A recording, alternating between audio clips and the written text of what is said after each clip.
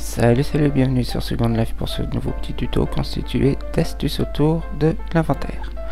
La première chose que l'on va voir, ce sont les groupes d'objets.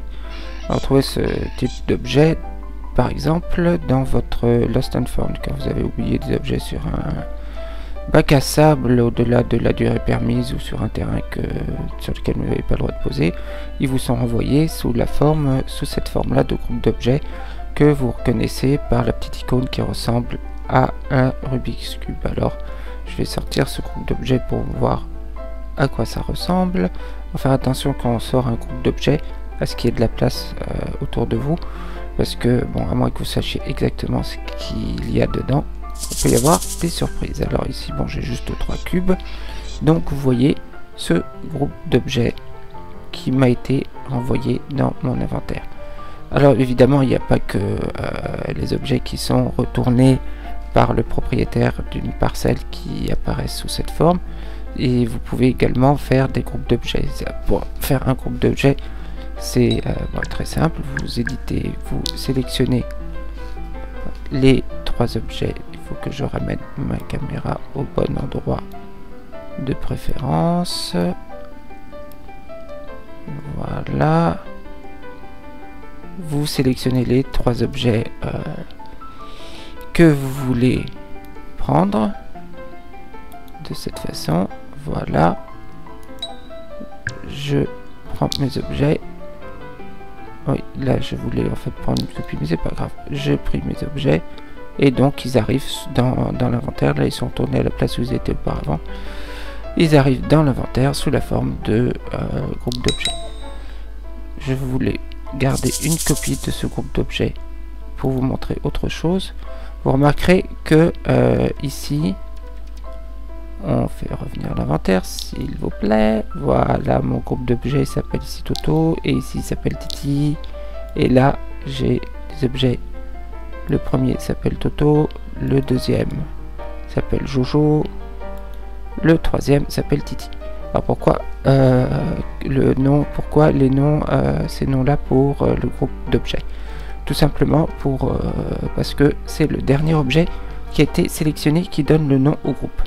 Ainsi, si je sélectionne d'abord ici Titi, ensuite Toto et ensuite Jojo, si je me souviens bien, et que je prends de la copie, je prends une copie de cet objet et je me retrouve avec un groupe d'objets qui s'appelle Jojo, puisque c'est Jojo que j'ai sélectionné en dernier.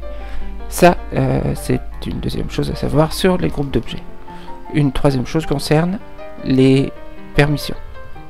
Si vous avez ici par exemple, j'ai mon groupe d'objets, je tourne en rond, dis donc. J'ai mon groupe d'objets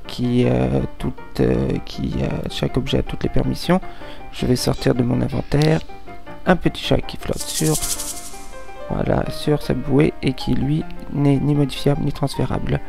Et je vais sélectionner mes 3 cubes en plus du petit chat. Je vais prendre tout simplement, je vais prendre une copie puisque je suis parti pour ça. Je prends une copie dans mon inventaire. Voilà, elle est apparue dans mon inventaire. Cette fois-ci elle s'appelle Titi et vous voyez qu'elle n'est ni modifiable ni transférable. En effet, les permissions du groupe d'objets sont les permissions les plus restrictives de l'élément le plus restrictif parmi les objets que vous aurez pris. Ici c'est le chat sur sa bouée qui n'est ni copiable, ni modifiable, ni transférable, pardon, et donc le groupe d'objets n'est ni modifiable ni transférable. Voilà pour les astuces concernant les groupes d'objets.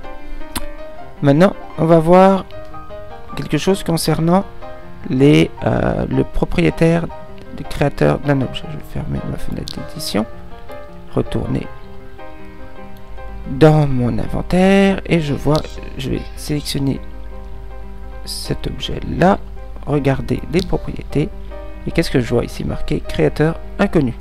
Est-ce que ça veut dire que personne ne connaît le nom de ce créateur? Non, absolument pas. En fait, c'est créateur inconnu. Je vais d'ailleurs sortir l'objet pour vous le montrer. On a créateur inconnu quand il y a plusieurs créateurs. Ici pour voir, je vais ouvrir l'inspecteur, donc je vais dans plus plus encore une fois et inspecter. Et je vois que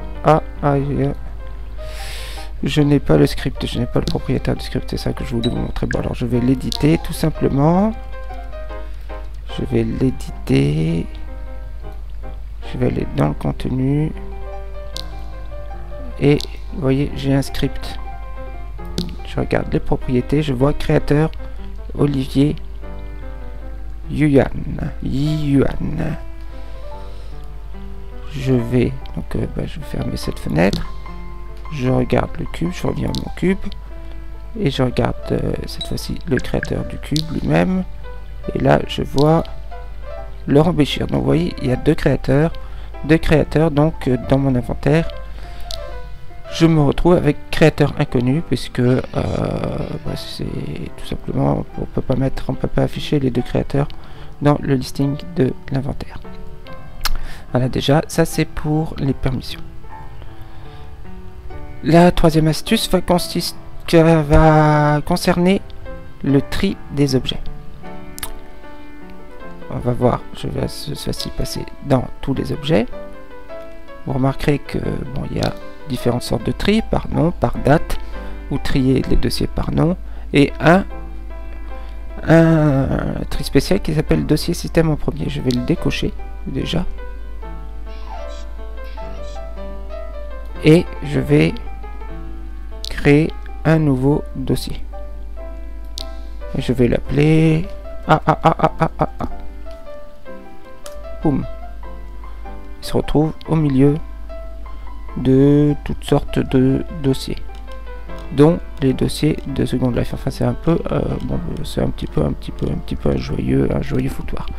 Si je sélectionne trier dossier système en premier, je vais déjà avoir un peu plus d'ordre puisque je vais avoir tous les dossiers créés par Second Life qui vont passer en premier, animation, body part, calling card, etc., etc.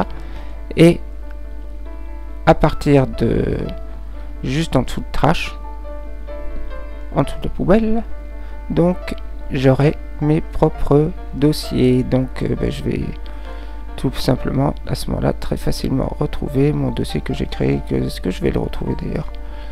Je devrais pouvoir le retrouver assez facilement avec l'ordre alphabétique, mais si j'ai plein d'étoiles, plein de symboles qui passent en premier, donc mon dossier il arrive après tous les chiffres et tous les symboles et tous les etc puisque je l'ai appelé AAA. Le voilà, mon dossier AAA. Donc ce sont tous mes dossiers personnels.